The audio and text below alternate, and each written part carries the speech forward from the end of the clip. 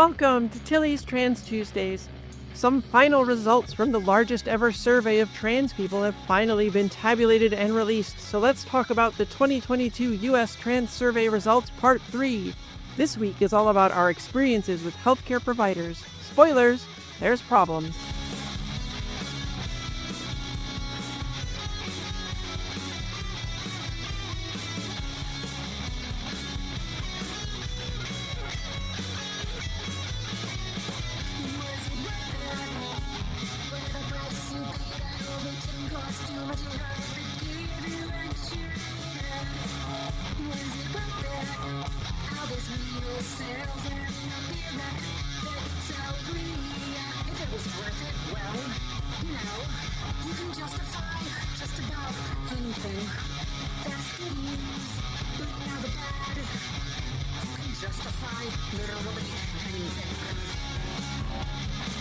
Hi, I'm Tilly Bridges, your host, and I'm joined by my writing partner, my best friend, my wife, our token cis representation, the person who's the best result I've gotten in the survey of life, Susan Bridges. Wow. They're hard to come up with. I know. And I stumbled over it, which That was didn't all right, help. though. Okay. Our guest this week is Sara Rose Caplan, an improviser, performer, and trans educator from Houston, Texas. In April, she performed a one-woman show called What is a Woman? A one-woman show as part of the Joy Who Lived Theater Festival, which inspired her to go back to school. This month, she will officially start working towards a master's in philosophy at Cal State LA, where she is the recipient of the Transgender Studies Fellowship and will be working under the trans philosopher Talia Betcher. Welcome, Sara. Thank you so much. Hearing you read that out loud, that was too long. I sent you too long of an intro. No, not at all. It's wonderful. These are great things to talk about. Let people know more about you. And in fact, for those who are listening and didn't know, the Joy Who Lived Festival was a trans theater festival that was put on by Laser, who was a What? They're going to do it again. Well, yes, but it was. Okay. There's only been one. A trans theater festival put on by Laser, who was a guest on this show back in episodes 5 and 6. Petey Gibson and Maddox Pennington as counter-programming to the world's most famous transphobes play Coming to Los Angeles. Susan and I attended a bunch of it, and it was so joyous and wonderful. And I wanted to ask you, Sara, how you got involved with it and like improv as a whole and all that stuff. Yeah. Related questions, I suppose. So I know Laser through improv. Okay. And yeah, I've known Laser for, I guess, I don't know, like 8 or 9 years. We just met doing prov. Yeah. At UCB here in Los Angeles. And I got involved in improv because when I first moved to LA, my parents came to visit me. They bought tickets to an improv show called Baby Wants Candy. And I went with them, obviously, because they were there to visit me. And it just blew my mind. I'd never seen anything like it before. And I watched the show. It was a musical improv show. And I just was like, oh, okay, I want to do that. That's what I want to do. I didn't know people could just do that. And that was great. And then Laser was just in that community. Yeah. Yeah. Laser is all over it. He has so many shows going on all the time. He is. He was actually the first dungeon master I ever played with in a little TTRPG many years ago. That's amazing. I bet he's a very good DM. He's good. Of course. Yeah. Yeah. Is improv like terrifying? Because like I enjoy watching it, but also like I've never tried it and I just feel like my brain doesn't work fast enough. You to come up with things fast, and it's like that's what impresses me the most about it is I love the creativity of it, but it's so spontaneous and quick, and I feel like my brain is way too slow to keep up. It's not scary if you're the kind of person who likes improv. Like, well, okay. To me, I'm way more afraid of doing scripted stuff. Really? Oh yeah, like having lines that you can get wrong. Like you can't get anything wrong in improv. It's okay. Yeah, sure. I see that. I'm a perfectionist, and for me, improv has been the most curative art form for that because you can't get anything wrong, and there's no time to worry about it. Like when I sit down and try to write things like y'all do so successfully, I am one of those people who will spend 2 hours writing and I'll end up with half of a sentence that I hate because I've edited it 1,000 times. But in improv, you Yeah. just can't, you just move on. Yeah. Yeah. That's fascinating. Yeah. And I think you're right that you have to be really fast. And what a lot of people don't realize about what the process of learning how to do improv is in many ways you're just learning how to get out of your own head and get Sure. out of your own way. Like getting to a point where you can act and speak while bypassing all those filters that are slowing you down. Yeah.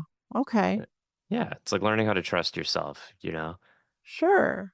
I like that you put it that way. Now I'm like, I wonder. I think I can see that you don't have the time to come up with the perfect thing to say. Right. You just have to say whatever you just love and understand that maybe it's not the best thing, but it's I think, well, sure. And like, yeah, you can't work to be perfect or find the perfect joke. You just have to go with like what you think of. But do you ever like, I guess like a fear I would have is that I would just go blank and like nothing would come to me and I would ruin everything. Like, do you ever have that where it's just like it feels like you can't get where you're trying to get or find anything to add to what's going on?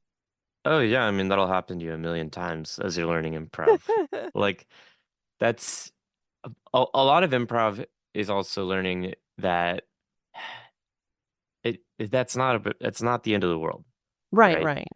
Like you catastrophized it immediately. I'll go blank and ruin everything, Yeah, right? I'm worried. But if you go blank, you buy time. You do object work. If you go blank, because there is so much space in theater and in film. I mean, y'all just made a short film. Yeah. Are people talking every second?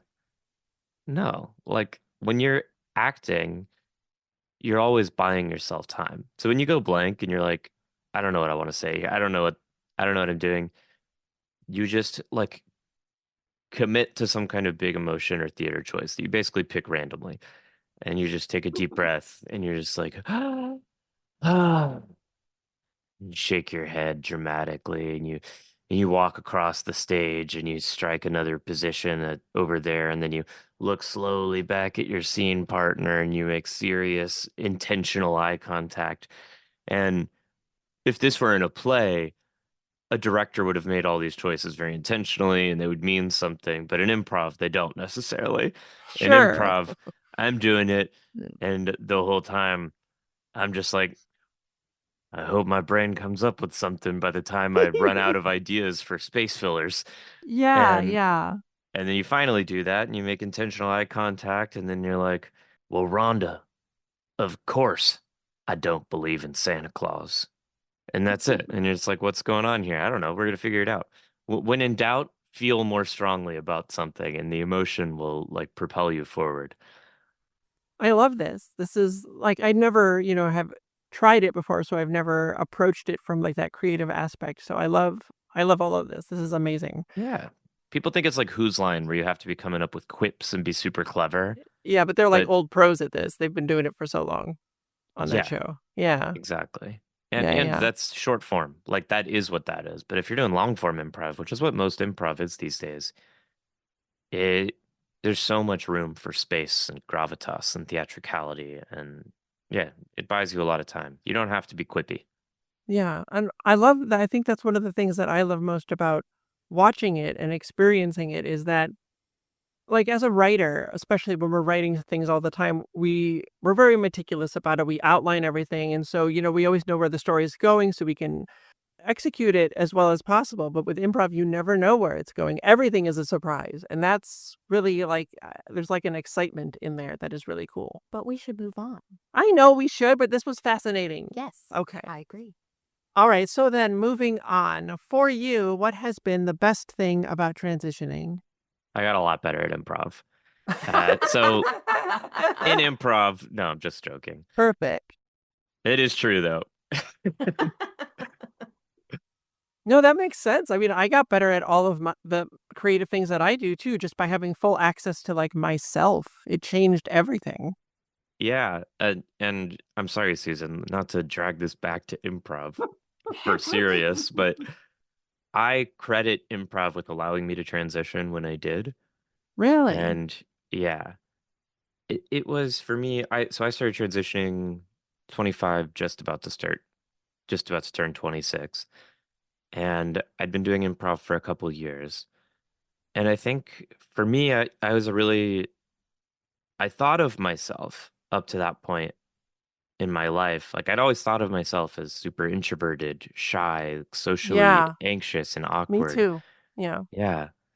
And through doing improv, like realizing like, oh wait, no, that's not true at all. I love this stuff. Like I want to be there's this huge part of me that wants to be able to be so much bigger and freer. Yeah, yeah. And in improv I kept coming up against these walls where it's like, why can't I access that layer of performance emotion? Like why can't and all the notes I would get from teachers would be like, you're not you're not committing here. You're not giving this your all. You're not doing having enough emotion on stage and a lot of trying to figure out like what are these walls and confronting them and how do I move past them was forcing me to realize how much of myself I'd sequestered off as Yeah. like an 11-year-old afraid of being called a faggot. Yeah, yeah. And I guess maybe I shouldn't use that word on the That's podcast, okay. but and then through transitioning and like dissolving all those sort of shame barriers and having to intentionally sift through and look for them. Like, what are the parts of myself that I miss from when I was a kid and then abandoned or tried to hide, and having to reacquaint myself with kind of the whole of me? That was my favorite part. I was like, oh, I'm not the person I have told myself I was for the last 10 years.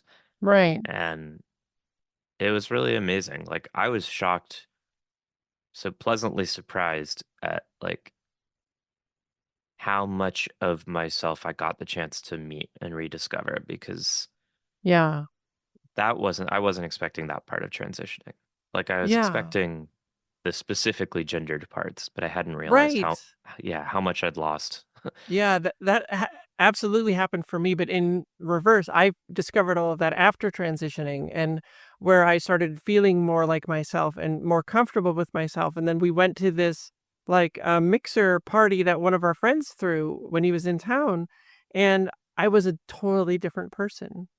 Well, I was like, "Oh my god, I wanna meet these people I don't know. I wanna talk to them. I wanna find out about them and learn about them and just have Yeah. conversations," and that was never me my whole life. It was so mind-blowing, just the things you can access when there's no dysphoria clouding things and when you don't feel miserable for every second of the day. It was wild.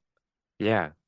Yeah. Yeah, it's amazing. And those things I was encountering and rediscovering were also like through and after transition, Yeah, yeah. not before, but It's yeah, I great mean that improv it's led you amazing. there, though. That's amazing. Yeah, that's really cool. Yeah. And as a result, it did make me better at improv. That wasn't just a joke. It could be 2 things, so It that's can be fine. two It's things. true and a joke. Alright, so then on the flip side, what has been the worst or maybe most difficult part of transitioning for you? So I've been super lucky. And I, yeah, I've been about as lucky as you can be with this Yeah, process. Like me too. all my friends, family, like everyone in my life that I cared about has been extremely accepting and amazing.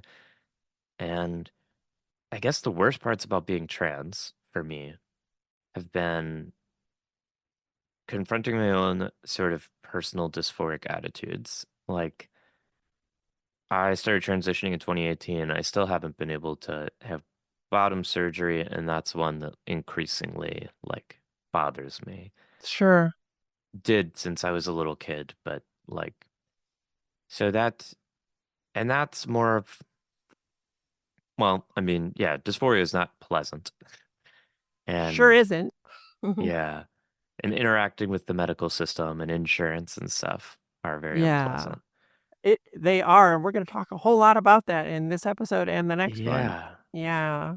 And then living through the sort of like fascist collapse when trans people have been one of the, the cluster of major targets of That is fascist definitely a ire. downside. Yeah. Yeah, that's been a downside. Like I don't want to say that's a downside of being trans, but that Sure. is a downside Well, of living through yeah. our current moment.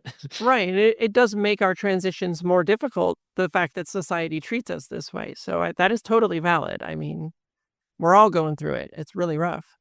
Yeah. Yeah, I Yeah. mean, and I'm sure we'll get into this a ton in the given the subject matter of this episode. For me it's important to separate out like what is a downside result of being trans and what is Sure. a downside result of like how society treats me as a trans person. Yeah, yeah, I absolutely. And like yeah. for me, like I've always said too, I think like if society was not so inherently transphobic, and if we were just accepted and affirmed from the second we figured things out, I don't think being trans would be hard. It would just be another thing that you are, and you would get affirmed and get all the care you need immediately, right? And then it wouldn't be that tough. I think it's mostly like 99% it's societal transphobia based is what makes everything so tough about it. So, Yeah. I yeah. I I think maybe not 99, but yeah, depending on your personal relationship with your Sure, body. sure. But Yeah, of but yeah, course. I do think the vast majority of distress we feel is choices other humans are making towards us and not anything inherent to transness. Yeah, absolutely. All right, before we dive into this week's topic, do you want to let folks know where they can find you online after listening? Oh, sure. Yeah, you can come find me on Instagram or YouTube at Sara Rose Caplan, where theoretically I do trans educational content. It really depends on the week and how depressed I am. You do, though, and a lot of it is very funny, so Oh, thank highly you. recommended. All right. I have previously covered this survey and how important it was to have one, not just on this scale, but run and administered by trans people. That survey was so large that we're only now midway through 2025 getting some final results in, 3 years after it was conducted. We got a first glimpse of the data contained in this survey in 2024 when the early insights were released. I covered those in detail, so you may want to check out episodes 69 and 70 of this show on those before listening to the rest of this episode. The newly released data is titled Health and Well-Being, which leads me to believe there will be further detailed results released in other categories later on. But there is a wealth of info in here to talk about, so let's get into it. The report is over 100 pages long, so I cannot cover all of it, but I'm going to try to highlight some of what I think is the most important. If you want to read the results for yourself, which includes detailed breakdowns of statistics by race and age and gender and transition status, there is a link in the show notes. I'm just going to be talking about and trying to parse some of this data to make it more easily digestible, but do have a look if you'd like to read through it all yourself. There were over 92,000 responses to this survey, and while they did include those from 16 and 17-year-olds, this particular report only includes data from those 18 and older. All right, let's go. U.S. trans survey respondents reported worse overall health compared to the general population. 66% rated their health as excellent, very good, or good, compared with 81% in the general population. 34% reported fair or poor health compared to 18% in the general population. Social and medical transition was associated with better health. 67% of respondents who had socially transitioned reported good or better health compared to 61% of those who had not. Further, 70% of respondents who had medically transitioned rated their health as good or better compared to 58% of respondents who had not medically transitioned. What this pretty clearly shows is that access to transition care improves our health overall, which is likely partly due to the actual transition medical care, and partly due from transition making so many of us actually care about our bodies and lives and wanting to take better care of ourselves. And that can be really hard to do when you feel trapped inside a waking death. Listen to episode 59 on gender dysphoria for more on that. I do want to note one other potential conclusion from that specific disparate Yeah, data, in that it might be also the case that part of the reason that people have medically transitioned is because they had better access to medical care to begin with. Like there absolutely. is privilege associated with that. There sure is. So that might also account for this difference. And in health in general. Like, it's just the people who can access healthcare who are healthier. Yeah, absolutely. And also, just to reiterate, not every trans person has dysphoria, and you don't have to have it to be trans. Do not misconstrue a very difficult thing that many of us deal with for a requirement of transness. That is transmedicalism, babe. Check out episode 60 to learn about how terrible it is and where it comes from. But has anyone tried to do like the graph, like the node graph of your episodes and all the ways that they refer to each other? No, but that would be quite the undertaking because they all interconnect so many times. All right, but then there's these barriers for many trans people who may want a doctor but don't. 28% of respondents did not see a healthcare provider in the past year due to cost. 24% of respondents avoided healthcare in the past year due to fear of being mistreated as a trans person. So basically, a quarter of us couldn't afford it, and a quarter of us were afraid of being mistreated because we're trans. I don't know what the overlap is there, people who both couldn't afford it and were afraid to go anyway due to transphobia, but that is a big, big chunk of us. 50% of respondents said all their healthcare providers knew they were transgender. 24% of respondents said none of their providers knew that they were transgender. And holy shit, a whole lot of us are hiding our transness from at least one or all of our healthcare providers. And the only reason to do that is the fear of mistreatment or of having explicitly trans healthcare on your medical record, meaning it would then have to be stopped if laws outlawed it. For example, I only have access to hormone replacement therapy through my insurance because my doctor gave me a diagnosis of gender dysphoria. I've asked them if they would change my diagnosis to unspecified hormone disorder or what have you, like many good doctors will do, so that if trans HRT is outlawed, mine could continue. And they said no. Yay. That's clever, though. I hadn't considered doing that.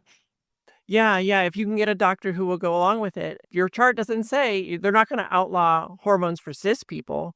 That is quite evident. So if if your chart doesn't say specifically that you're getting treatment for being trans, then you have a child. Like, this was something I'd heard from people who are, even before what's going on with all the laws and everything now, who are living in red states and dealing with oppressive systems, had figured this out, that their doctors, with sympathetic doctors, would put that as their diagnosis to give them access to the hormones. So we learn from each other. We're kind of going through the different endocrinologists in our to be like, how's this one? How's this one? I have had some rough goes of it. You have. Yeah. Among respondents who visited a healthcare provider in the past year, nearly 3/4, 73%, said they had at least one healthcare provider that knew they were trans and treated them with respect. That is great. 73% is huge. But nearly half, 47%, experienced at least one negative interaction with a healthcare provider. And oof. Also note that negative interaction with a healthcare provider was because they were trans. The most common negative interactions were that healthcare providers used the wrong names or pronouns, 37%. Respondents had to teach their healthcare provider about trans people to receive appropriate care, 18%. And healthcare providers asked unnecessary or invasive questions about the individual's trans status that were unrelated to the visit, 11%. And I have personally dealt with the first two of those, and let me tell you, misgendering and dead naming from your doctors is bad, but having to teach them about advances in trans care or even basic trans care things is even worse, because it is their job. And yet. For so much more on this, see the essay on complete trans healthcare or lack thereof at TillysTransTuesdays.com. Anecdotal Trans Healthcare in episode 20, Hormone Replacement Therapy in episode 11, and the essay on discriminatory bureaucracy at TillysTransTuesdays.com. You're getting too quiet. More boisterous. Silly. Be excited. Girl stress. Girl stress, yes. TillysTransTuesdays.com. Thank you. And for a detailed instance of how my own mistreatment at the hands of healthcare professionals and how one good doctor who was a proactive ally, check out episode 35, turned it all around for me, read the essay on No Escape to Some Escape at TillysTransTuesdays.com. There we go. Okay. This is something I think about a lot and talk about a lot with people. And it is their job. It is the doctor's job to know these things. Yes. However, if you are someone who is willing to educate them, Yeah. do it. Absolutely. If you c- have the ability and the, you know, yeah, the capacity to handle that. Yeah. that's what I mean. Like, and if you can do that, it's okay if it still pisses you off or annoys you, like when you go home. But Yeah. like, if they're asking you and listening to you, that does mean they're open to learning about this. And Right. if you're the person who's capable of educating them, then you help the trans people that doctor interacts with later. And Absolutely. that's good. And I do think a lot of sort of community self defense and self care right now is like, I think, and obviously, Tilly, I'm not saying that this is how you reacted to any of this or anything, but I see this especially being spread to younger people who grew up on like the Twitter, it's not my job to educate you culture, Yeah. where that becomes very black and white. And Sure. it's true, it's not your job, but it does help you and every other trans person someone interacts with if you decide to be the person to educate them. Right. That's exactly why I do Trans Tuesdays and have been for Yeah. years. Yeah. Yeah. This is just my proselytizing to whoever might be listening. If we all do one more educating, then we're all going to be better off. Yeah, and if you have a receptive doctor, that's even better because, like, 2 of the endocrinologists I have had are both they were both operating on 30-year-old data, had not kept up with any, of the modern advancements in trans care, and I tried to educate them, and they were just it was like talking to a brick wall. They were not Mhm. receptive. You don't I go by what I've been taught, and I'm like, "Yeah, but that was 3 decades ago. You're so far behind." So, Yeah. yeah, it's really rough. But what has your experience with the healthcare system been like? Have you had any bad experiences? Have you heard horror stories from other folks, or has it been really good? My experience overall has been quite good. I'm coming at it from a bit of a unique position for a couple reasons. One, I live in LA, which Yeah, is just one of the more accepting trans positive places medically. yeah, Two, my parents are willing to help me pay for healthcare, so I have that's a huge. so I have a much better insurance plan than I would be able to afford on my own. And that means I can go to the UCLA gender care team, who otherwise I wouldn't be able to afford a plan that covered. And Yeah, they're great. Like, that is a specific trans care unit that has doctors from, my primary care physician. They have mental health doctors. They have surgeons that do all the different various procedures. Like, wow. and being able to access that cohesive, integrated team of people who are all committed to trans care is amazing. Yeah, I'm so And jealous. well, they're in your city. They're not on my And healthcare plan, though. yeah, But yeah, that's the yeah, bummer. yeah. And also, I come from a family of doctors. So part of the reason my Okay. parents are willing to help cover that specifically is my dad is a doctor, my grandpa was a doctor, I have like 6 uncles who were doctors on various Wow. parts of the family. My brother's a surgeon. Like, any Wow. navigating the healthcare system, I have a huge advantage because, Yeah. like, and just in general, like my girlfriend just got an MRI. We get the raw scans back, and while we're waiting the 2 weeks to hear from her official radiologist, I can just text those to like my brother and sister-in-law who are both doctors and be like, "Hey, what does this mean?" You know, Yeah. and navigating stuff like that, knowing how to talk to doctors is huge. But I have had one major, very annoying negative experience with a doctor, which was a psychiatrist here in California who refused to write me a letter to approve me to get orchiectomy, which I ended up not getting. And his reasoning was, well, I really think we should get, your depression under control before we approve any kind of, life altering things like this, any permanent stuff. That's And bullshit. that was bullshit. And he was like, well, I mean, we're not going to be sure what you want after we get your depression under wraps. And it's like, well, dude, I, all I could tell you is what I've told you, and you're choosing not to believe me. Yeah, I mean, it's even bullshit that we need letters for these sorts of things. Oh It's yeah, ludicrous. it's crazy. And that is why the UCLA care team is great. And I wish there would be more places modeled after them, Yeah. but they make it easy. I got FFS through Justine Lee as the surgeon there. and they do it all for you. They're like, here are Yeah. these are the 3 doctors on our team who will write you the letters. You make the appointments with them. Here, they'll do it. Like they just make all these super annoying steps that you Yeah. otherwise have to navigate on your own. And they just do it for you and they appeal to insurance for you. That's And how it should be. That's yeah, amazing. they're a fantastic model for what like trans care could look like. Yeah. And I wish more people would do it like them.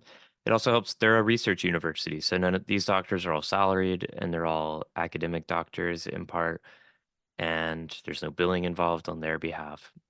Wow. Yeah. Wow.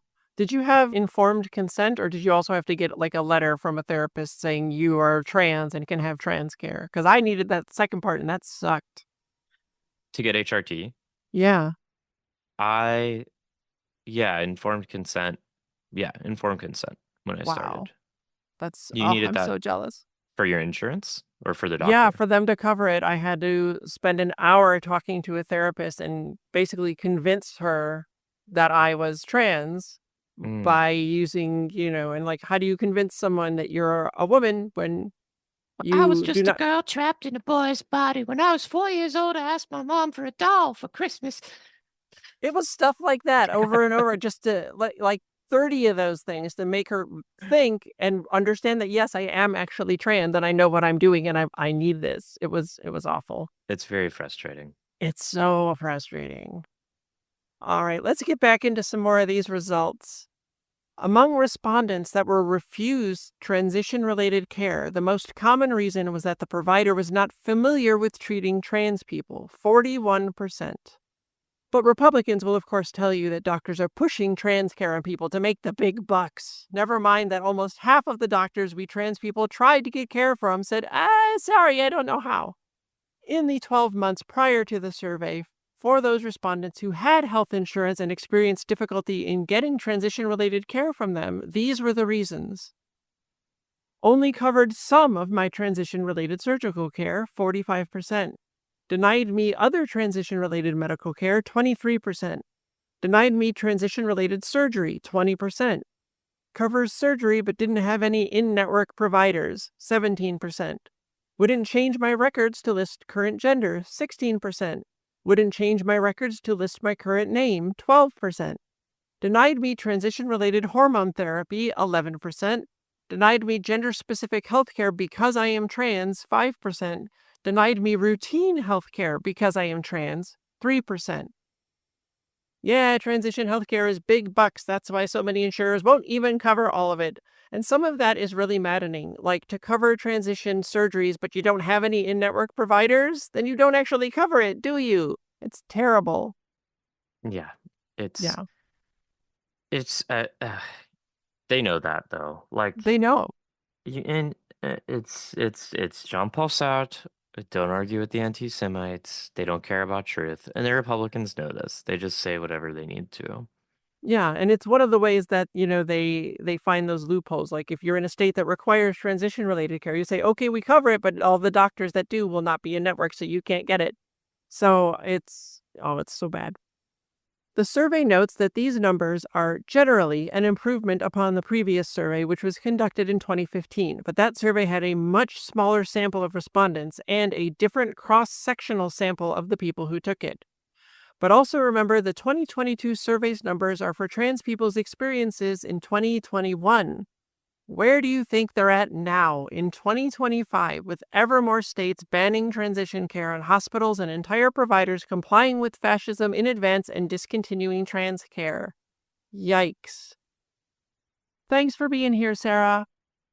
Oh, thanks so much for having me to hear these very optimism-inspiring numbers. Oh. Well, be sure to come back next week as we get into transition satisfaction, detransitioners, and mental health. There's so much more important data to talk about. Do not miss it. Tilly Bridges, end transmission. Tilly's Trans Tuesdays is hosted by Tilly Bridges and Susan Bridges, with audio editing and sound mixing by Jillian Morgan. The written essay version of this week's topic and all past topics is available at tillystranstuesdays.com. Special thanks to Daisy and Jane for the use of Sorry Not Sorry as our show's theme music. Please stop by and show your support at daisyandjane.bandcamp.com and soundcloud.com/daisyandjane. You can find me at Tilly Bridges on Blue Sky and on Mastodon at tillybridges at mastodon.social, and you can find Susan on those at Susan L. Bridges. You can find Jillian at Audio Jillian on Blue Sky. You can join the Tillyverse Discord server by following the link at the very bottom of TillysTransTuesdays.com. We hold regular watch parties for the Matrix films and other trans movies where I do a live Q&A, and it's blossomed into a wonderfully supportive, compassionate, kind community of friends. We'd love to have you join us. If you'd like to keep up with all the writing that Susan and I do, you can sign up for our newsletter at birdguestbroadcast.com. If you enjoy this show, please take a moment to leave us a rating on Apple Podcasts. The largest segment of our listeners find the show there, and more reviews equals a higher profile, which means it will reach more of the people who need it. Thank you for your support. For more information, visit pendantaudio.com. Thanks for listening.